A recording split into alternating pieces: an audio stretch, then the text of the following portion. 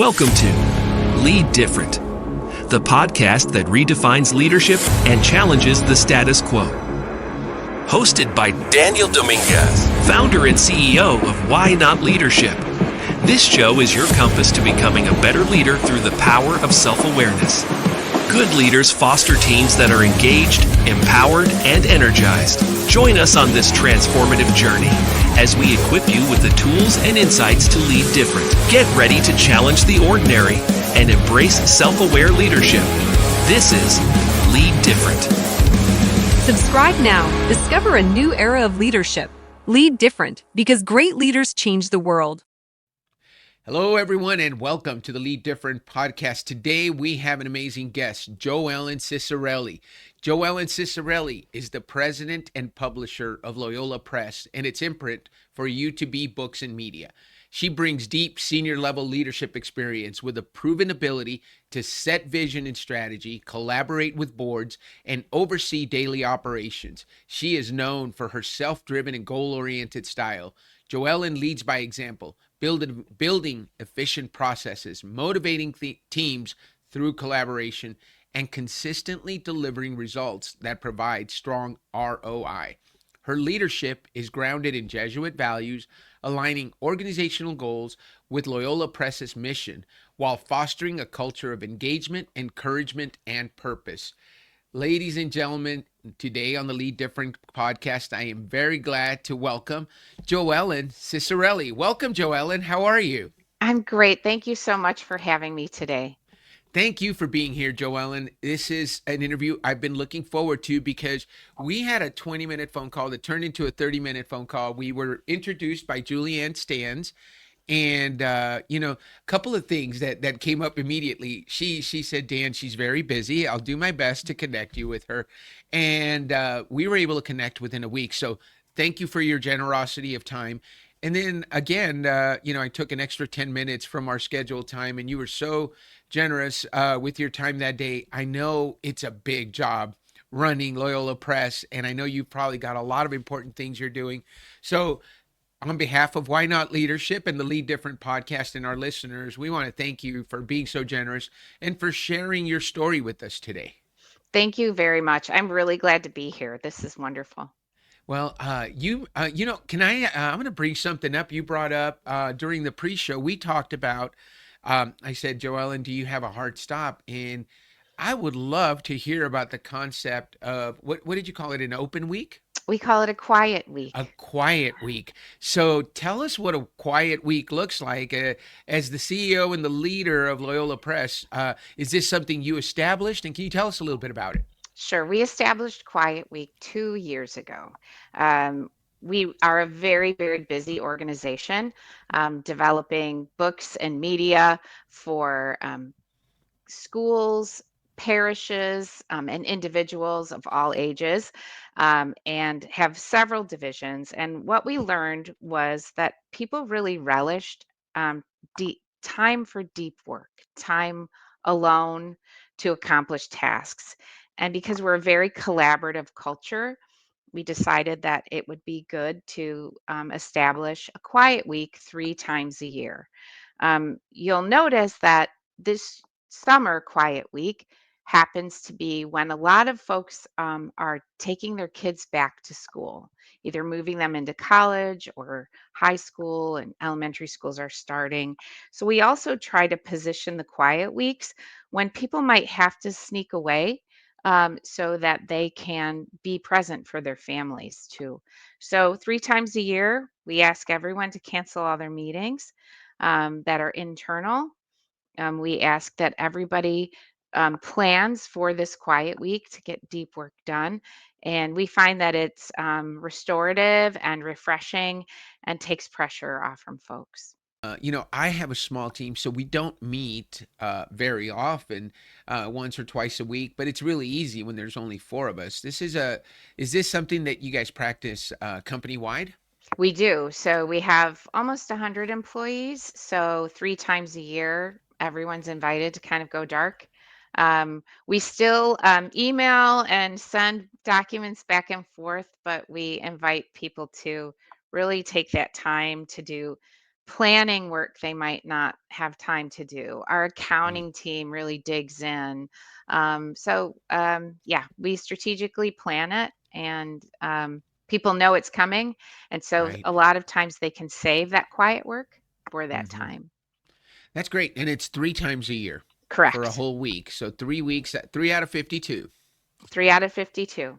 Wow. That is such a great concept. And leaders out there, I hope you're taking notes. Let me ask you the question that I know is going to come up from leaders. You mentioned that, you plan them around times that people might be busy with family, like this is back to school week.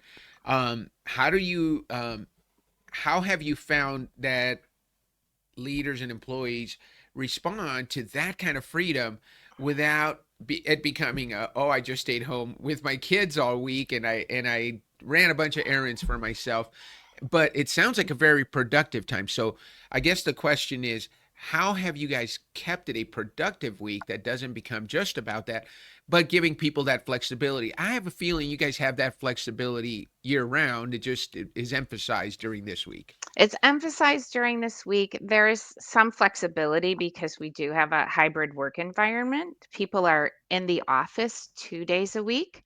The first day with their full team, and then the second day with the team they work most closely with that's outside of their department. And then 3 days home. So we do have that. But one of the things that I think keeps us on track, we have a PMO department, a project management office. We call it OPPM, Office of Program and Project Management. And so we have project managers that are holding us accountable to our deadlines, and to all of our commitments inside and outside of the organization. So, because we have a very well organized PMO, um, and our projects, regardless of whether they're product related or not, even our work research projects, for example, have a project manager that really keeps everybody on task. Um, we're also a very, very mission oriented organization. And working at Loyola Press, you learn very quickly that everybody has an eagle eye on the mission. So we have a lot of really hard workers just because they believe so much in the mission of Loyola Press. So I would say those are the two reasons why we really don't have trouble with productivity at all. Yeah, I've heard it said if you take care of people, the work takes care of itself, right? And it sounds that's such a people first approach to allow people the opportunity to do that deep work, because I know for me, and unfortunately, deep work weeks probably wouldn't work so well for me because I tend to flip from one thing to another. So I try to put my deep work in 45 to 1 hour sprints, and I guess I could do that for a full day. I don't know if I could do it for a full week. That now you've challenged me, Joelle. Right. uh, I have a weekly, Nikki and I, my COO and I meet once a week on Tuesdays, and that's our creation day. We create, that's where we put off all the stuff, new curriculum we want to put out, or a new program we want to try, new presentations we want to do. But I like the idea of a week. So I'll let you know if we decide to try it out at Why Not Leadership. Sure, that's great. Yeah, we have a strong one-on-one culture as well at Loyola Press Hmm. too. So every supervisor meets with their reports once a week for one-on-one time. I think it's really important to stay connected and Right. have that personal time together. Absolutely. So speaking of how you handle leadership, one of the things you and I connected on, and I think that's why we ran over on time in our first meeting, we talked about the importance of self-awareness and servant leadership. So Loyola Press is the publisher of one of my favorite leadership books, Heroic Leadership. We actually had Chris Lowney on the show on Friday, August 15th. So we just aired his episode, and it was, it's one of those moments. This was the first real, and I guess it's not the first leadership book I ever read. It's the first leadership book I read when I was in an actual leadership position. So I'd come out of the military. I'm leading a sales force, and my mentor, Father Edmundo Rodriguez, God rest his soul, he's no longer with us. He was my golf partner and friend and mentor. he said, Dan, have you read Chris's book? And it had been published recently. And as a matter of fact, I think my bookmark is the receipt from when he bought it for me. And he said, you got to read it. And of course, we talk about self-awareness. That's the first pillar of Jesuit leadership, and understanding your strengths, weaknesses, values, and worldview. That's also the very thing that I lead with everyone that I work with on becoming a better leader. Would it be okay if we talked about about the four pillars really quickly, and Absolutely. how you use them? So tell me about self-awareness. And we just, by the way, those of you that are listening, the coaches and or people who know their YOS, we took Joellyn's. She took the YOS over the weekend, and we have her results, and we'll share them later. But tell us how you implement self-awareness into your leadership style. So I learned very early in my leadership career. I had a wonderful mentor and boss, Tom McGrath, and he told me, Joellen, leadership is an inside job. Mm. And I thought, okay, what does he mean by that? He said, well, I'll tell you what I mean by that. And it was all about self-awareness. So for me, um, I know that how I portray myself and and I have to be authentic, by the way. That's very important to me. Authenticity is very important. But how I authentically portray myself to the people we serve, to my staff, to my family, really, really matters. And so um, y- you have to um, work on your own uh, challenges and illuminate your own gifts in order to be able to be a good leader. I I suspected we were going to talk about this today, so I have on my wall in my office 5 questions that I ask myself when I'm trying to work through a problem, and they really kind of deal with self-awareness. So I'll tell you kind of what they are. One of the questions I always ask is, what are the net consequences? In other words, what are all the options, all the related consequences? Who is affected and how? Mm. And if I decide that I'm the only one affected, then I'm probably not looking at the problem in the right way. um, uh, and I need to be more other centered. Right. A second question I ask myself is, what are my core obligations? I think that's really important. What will work in the world as it is? Um, who am I and what do I stand for? And who are we and what do we stand for? And then, is the final decision something I can live with or something we can live with? And so those are the questions I ask myself that lead me back to asking, what are my motives? What am I really trying to accomplish? And is it the right thing to do? That is really good. Thank you for sharing. I'm going to ask you to expand a little bit on that, because you know what, this is a good time as any to talk about your why of make sense. So that sounds like when you take all those questions, does this make sense to do? Right? If you ask all those questions, you're going to get to, hey, is this a good decision for the organization, for Joellyn, for the people involved? It reminds me, oh gosh, I was a Rotarian for many, many, many years, and they always ask the question, is it the truth? Is it fair to all concerned? Will it bring goodwill and better friendships? And will it be fair to all concerned? So when I look at your 5 discernment questions, I love that they almost kind of match up to the 4 that the Rotarians always ask, because we always want to make sure that it's not only good, as you said, not just good for Joellyn, it's good for everyone. Is it Right. if it's only impacting Joellyn, are we asking all the right questions, which is fantastic. So okay, viewers, we're going to give you the let's get the lowdown on Joellyn so that you guys can know who she is based on the YOS discovery. So her why came back as make sense. And you guys could probably tell just from our conversation already, she's a problem solver. She is someone who can look at information and come up with solutions quickly. Even those 5 questions are meant to kind of distill the problem, right? So make sense is her why. Her how is to challenge the status quo. So Joellyn, and we talked pre-show, is someone who's not afraid to uh, stir the pot a little and ask the question, why do we have to do it that way? Especially if there's a better or different way of doing something that's going to be more efficient, that's going to answer the question that's ultimately important: is it good for everyone concerned? And her what came back as trust. So we know that Joellyn is someone for whom trust is very important. And you talked about authenticity, which is another thing that, when we talked about the what of trust, you said that's a big part of how you deal with your direct reports. And I think it's very important. I think a lot of us, we've all been exposed to a workplace where the boss comes in and leaves, and you say, I wonder what he thinks about my idea, or what she thinks about so and so.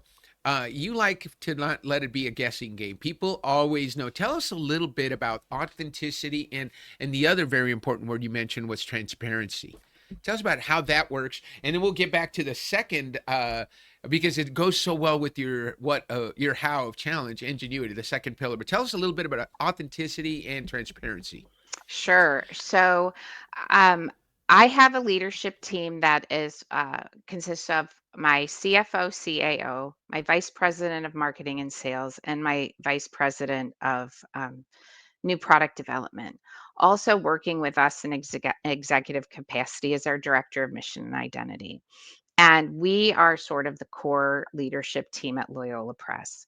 Um, when I came into the role, I told the team that our goal is to be as transparent um, and trustworthy with the staff as possible. Mhm. So we are going to tell people as much as we can, as early as we can, whether it's good news, bad news, whatever it is, we're going to be transparent. We're not going to be afraid to celebrate. I Mhm. think often organizations miss out on celebrating, celebrating the wins, celebrating each other, celebrating the hard work we do together. But we're also going to be really honest and open and trustworthy when it comes to sharing challenging news. So that's sort of how I set up my team, and it's serving us very well. And tell me, let's talk about how that relates to you. And sorry, I'm off camera here. Let's tell us how that relates to how things get done.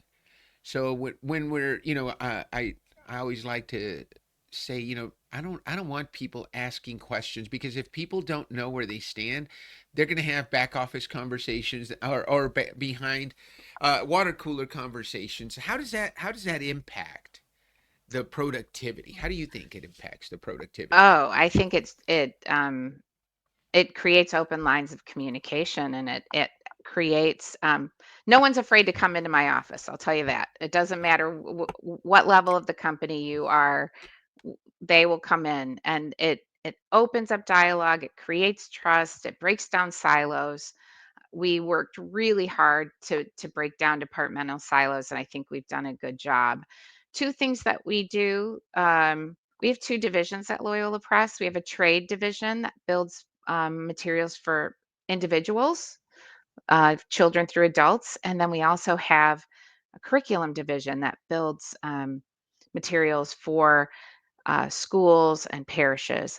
And each week we have a meeting that brings all the stakeholders together, for one for trade and one for curriculum. And everyone's in the room. So the print buyer's in the room, and the accounting director's in the room, and the director of marketing's in the room, and the editors are in the room. And we not only walk through our schedules, but each group or person is invited to um, submit topics Mm. to discuss together as a group. And we have these meetings every week without fail. And everyone every week walks away learning something, but also problem solving when we can.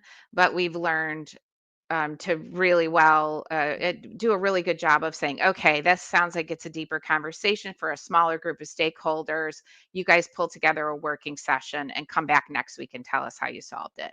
So we've got this nice system going that really works well for us. I like that. We've all been in those meetings where we're trying to boil the ocean, right? And then we got, and you're like, this affects that one department. Why are we Right. all in this meeting, right? And I love that. You just break it away and say, hey, how about you guys take it back, bring us the solution or what you decide to do. Fantastic. Great leadership example. Let's talk about the second pillar, which I think, as I said, ingenuity. I fell in love with that second pillar of Jesuit leadership because being a fellow challenger, I like to do things different and outside the box. The Jesuits broke the mold, right? Before the Jesuits were around, people came to them. People came to the church, came to the monasteries. The Jesuits are the first one that said, hey, let's put on our shoes and let's go around the world and bring Christianity to the world. So they're very Ignatian to go out and be different and innovate. How is it that you apply that principle of ingenuity? That's a great question. I think giving a concrete example might be the best way to share. I'll For share a sure. story. When I came into Loyola Press, I was director of curricula development. So I was running the division that makes all the curriculum materials. And I received a submission, if you could call it that, one Monday. One of our folks came in and he said, I was at a wedding this weekend and someone gave this to me and said, you might want to look at it. They're materials that they've made for their daughter with autism so that she could receive her first communion. And there aren't any materials out there for children with special needs. And children are being, turned away from making that sacrament because they can't meet the requirements. So I look at this envelope, I dump it on my table. It's Velcro, little of pieces and parts, but I see the beauty of it and I see that it could be something amazing and I see that it's the right thing to do. Mm. So I went to the leaders that be and I pled my case. They were in leadership at the time at Loyola Press. And they said, well, we don't get it. We don't see it. And I said, okay. So they said, but if you can go away and you can let us know, give us some data that there are children in the church with disabilities that need to be served, just give me that challenge. And then also, if you can show us how these materials could look and work, then perhaps we'll consider it. So I took their challenge and I went away after being told no. And it took me a little while, but I made some good friends at the National Catholic Partnership on Disability. And I worked secretly with my art director, and we developed some prototypes. And I am thrilled and so proud to say that Loyola Press brought that vision to life. We now have materials for all three sacraments in English and Spanish, but then we did one better.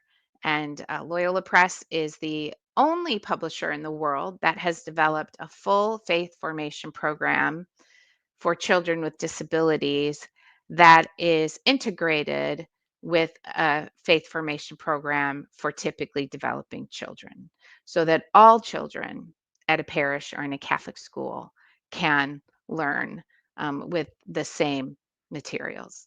And So, so that what if that's I'm the hearing you story. correctly? So you developed the curriculum. First of all, congratulations and thank Thank you you. for doing the right thing. Because the right thing is the right thing, even if nobody's doing it, right? And right is right, even if even if nobody's doing it, and wrong is wrong, even if everybody's doing it. I love that you said, "Hey, it's the right thing to do. We're going to look into it." Even if we've never done it before. But what I really like is you integrated it with the regular curriculum or with the traditional curriculum so that those kids don't have to be separated. They can be in the same class, same room, and learning from the same teacher. You've just made it easier for them to be able to instruct them. Exactly. So I'll give you an example. Let's say first grade, Book of Genesis, you're learning that God created the world. Right. Um, so in the typically developing portion of the lesson, the children are reading, they might be drawing pictures. But our adaptation for that lesson is that we invite the teachers to bring in a bouquet of flowers, and we invite them to give a flower to each child. Mm. And then we invite all the children to touch the flower and smell the flower and look at the flower, and then ceremoniously come back and put the flowers in the vase. And as they're doing that, the teacher is talking about God created plants, God created you and me, God. Mhm. So you're bringing the lesson alive. Right. So what's so amazing is, and works really well. I'm a former teacher, so I like to talk about these things. What works for typically developing children doesn't always work for children with disabilities, but often what works for children with disabilities works really well for everyone. And so we've found a way to create an inclusive program. And that's one example of ingenuity and taking on a challenge and thinking outside of the box and making it happen. And I'm sure there are probably quite a few examples of you doing that. You mentioned your background. I think it's important to bring that up because one of the things that's inspiring about your story, Joellyn, is you're a former educator. So you were a second through fifth grade teacher, teacher of the year in a California school system some time ago. But then that led to an opportunity, and I definitely want to talk about you. You got into publishing, and you had this just no name guy that was kind of one of your early clients, guy nobody knows. Tell us about that experience. Sure. So I was a staff editor at a wonderful company called Creative Teaching Press. And my boss came in one day and said, "We have an opportunity to do a book series with Mr. Rogers. And I am going to give you all a challenge." And there were four editors at the time. Each of you are going to create a pitch for Mr. Rogers. And y- I will take a look at them and I will choose the one that I think has the most legs. And then we're going to be flying to Pittsburgh to pitch it to um, the neighborhood. I'm still friends with the neighborhood. It's called the Fred Rogers Company now, but back in the day it was called Family Communications. So I watched every episode I could, and I came up with a concept called Grow and Learn with Mr. Rogers. And I was the one chosen from my team. And I went to Pittsburgh with my boss, and we pitched the book series. And after a couple of meetings, we were able to sign a deal with him. And I was his editor for 2 years developing this program. And it was an amazing, amazing experience. I can tell you one story because he taught me a lot about leadership, and that's what we're talking about sort of today. And this really goes to the idea of servant leadership. I was on set the very first time in the land of make believe, and I had a Kodak disposable camera because it was before cell phones. And I asked Mr. Rogers, I was on set, if I could have my picture taken with him.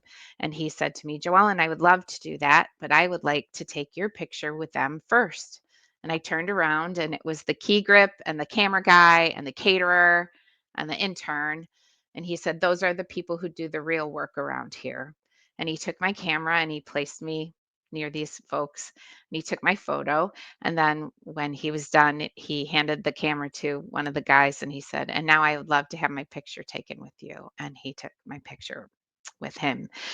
It was a memory I'll never ever forget. He was exactly the same in real life as he was on TV, and he taught me so much over the 2 years that I got to spend time with him. What an amazing opportunity, and what a great reframe. A lot of people talk, a lot of bosses talk about putting their people first. But, I always say it's not what you say, it's what you do. And for him to take that opportunity to say, "Hey, I know you want a picture with me, but I want to make sure you have a picture of the people who make this happen." And then he took that picture, and then even the way he said it, and now I'd like for to take a picture with you, not for you to have a picture with me. It was, I would like to have a picture with you. Those words are so important, and I wish we could probably spend a show talking about that. But that does lead us to the third pillar of Jesuit leadership, which is love. To engage others with a positive attitude that unlocks their potential.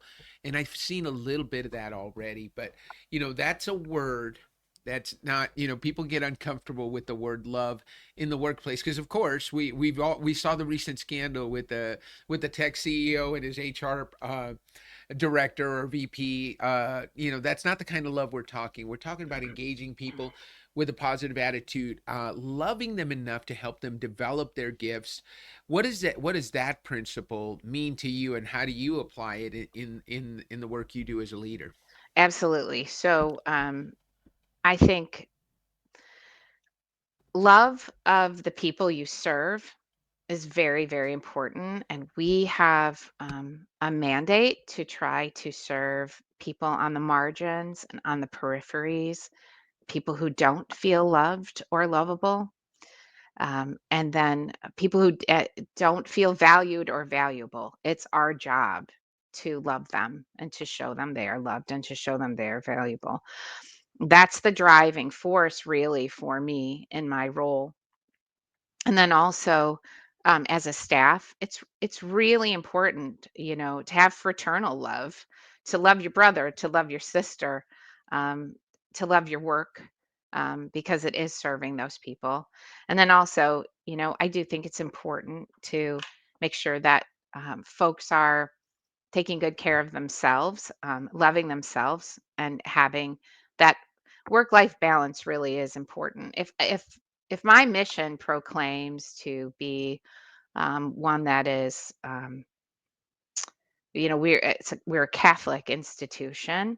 Hmm. Family is number one, so it's incumbent upon me to allow my staff members to have time to be with family and to show them the love that they deserve as well. So um, love is our driver, love is our goal, love is our force. Um, it means everything.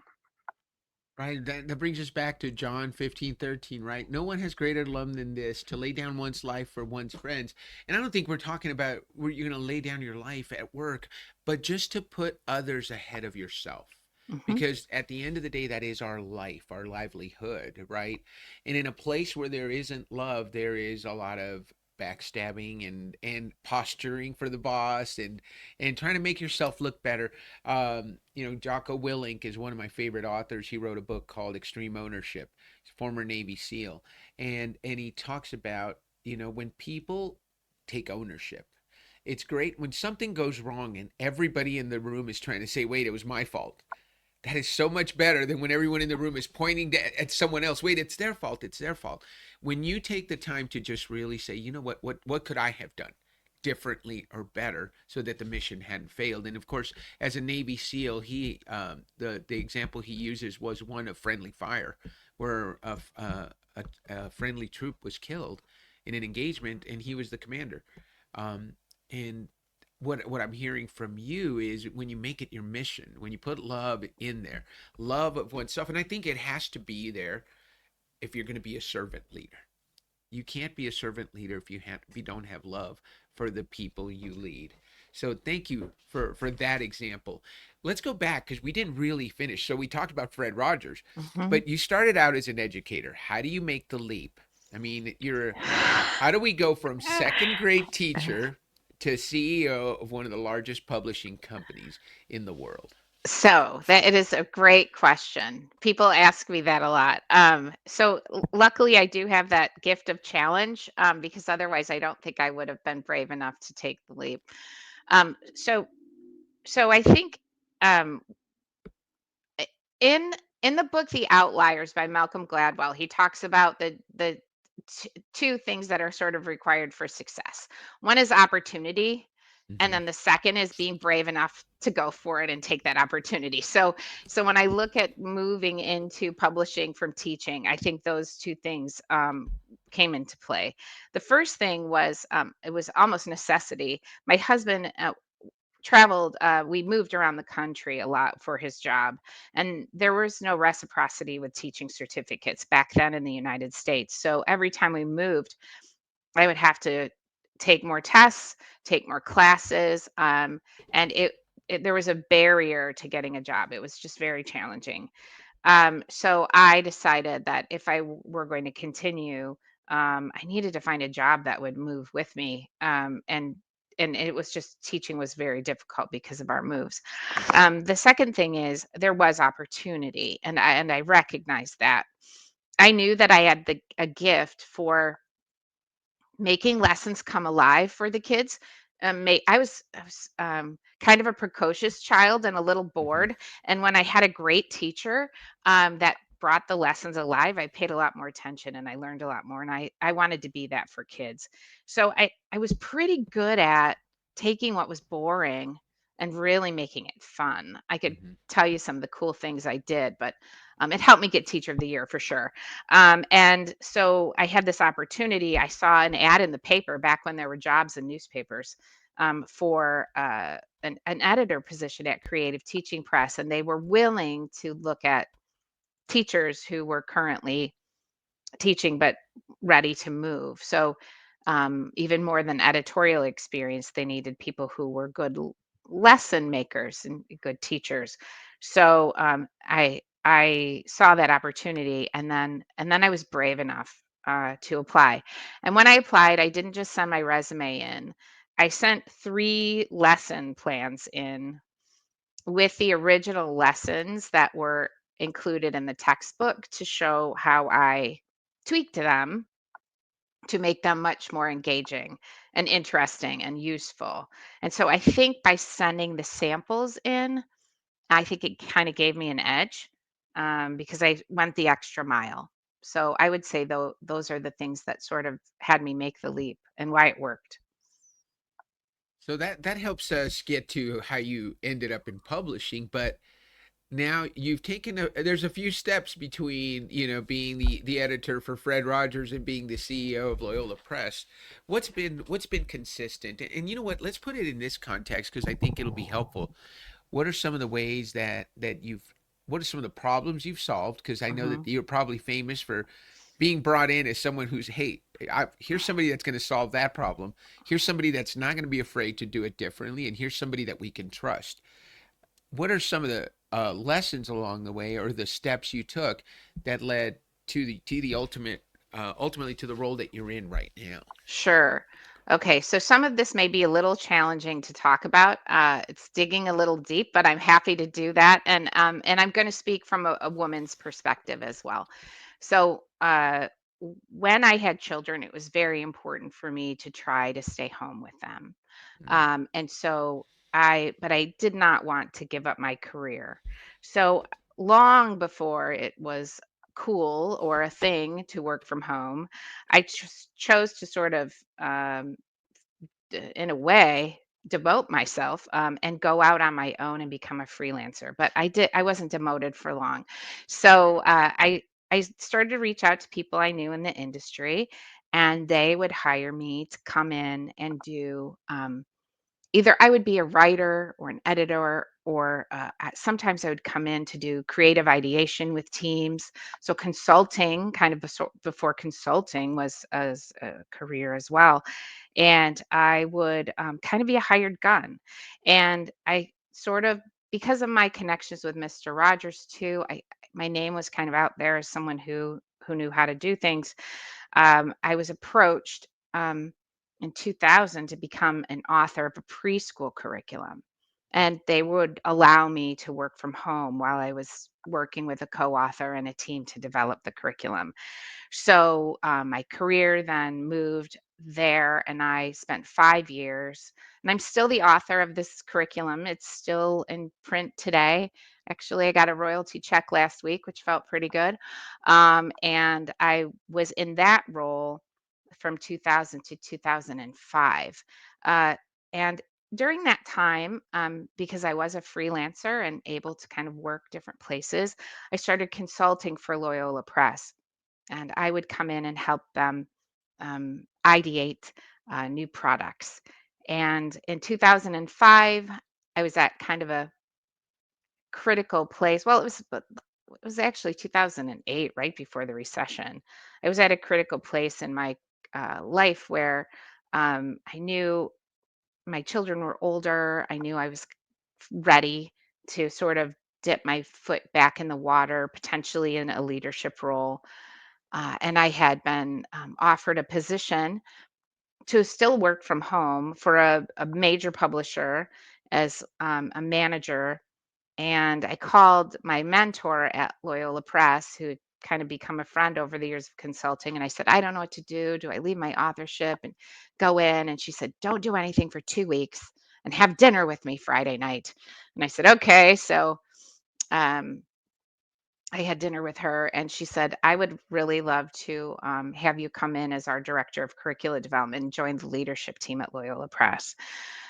So I think some of the things that contributed to my success, um, in a strange way, it was pulling back when I needed to pull back so I could focus on my family, but still keep my toe in the water.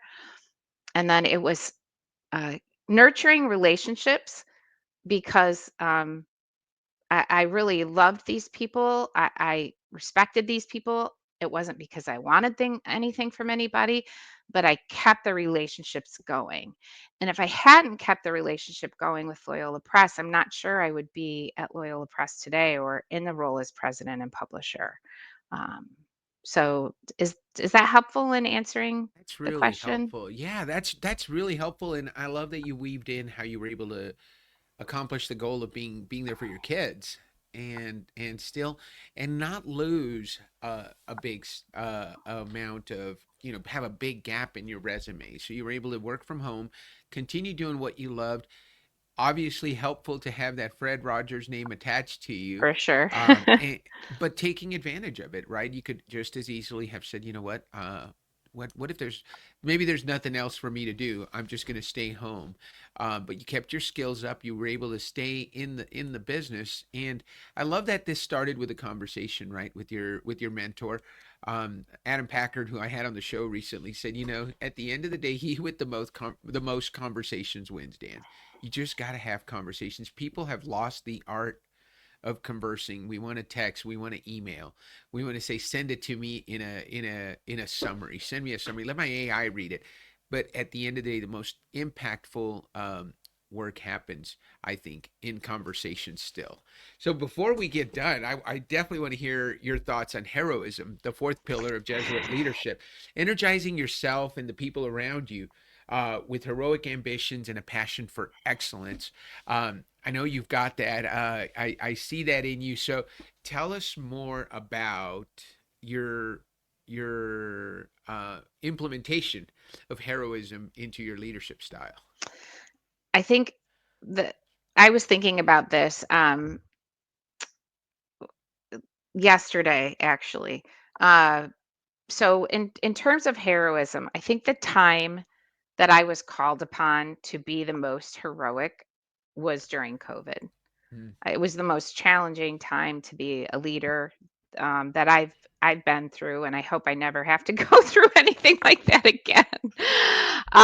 And I'll tell you some of the things that I think I did that made things work out okay for us at Loyola Press. It was not easy, but we did it. The first thing was we were prepared. Um, I paid attention and I listened, and we anticipated that something big was going to happen.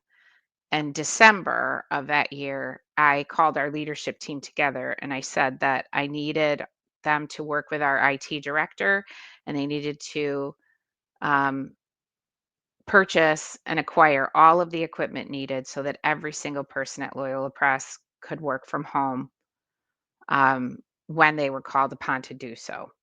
And so in late December, we had begun the process already for sending people home. Um, on, you know, Thursday, the March 12th, when the governor of Illinois made the call and said all businesses in Chicago that can work from home should do so, I had prepared the staff. I told them, we kind of saw it looming.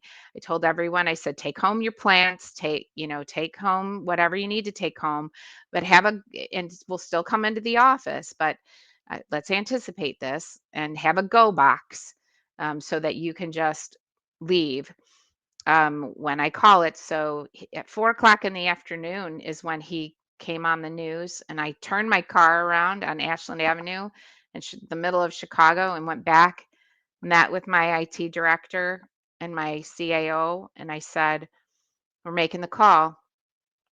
So on Friday the 13th, I was like Julie McCoy on the Love Boat with a clipboard, and every single employee came in, picked up the items that we had for them. We moved them all home.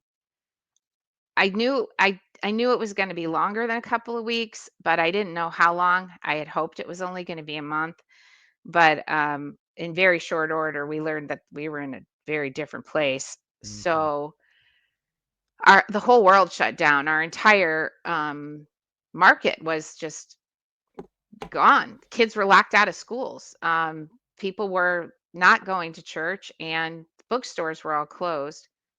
So I remember calling my leadership team together again about 2 or 3 weeks in, and I said, we're not going to be selling anything to anybody, nobody's going to be buying books, but there are people locked out of their schools, and they need to be teaching these kids. So here's what we're going to do. Any textbook that's not digitized yet, I need you guys to put into our digital textbook platform. And I want the entire sales and marketing teams to be reaching out to our customers, and I want you to be giving people free digital textbooks. I want you to find them. I want you to give them free licenses through the end of June.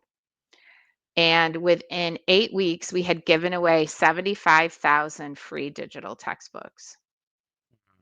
I also told my leadership team, or my development team, I said, I want you guys to make an online lesson that talks about that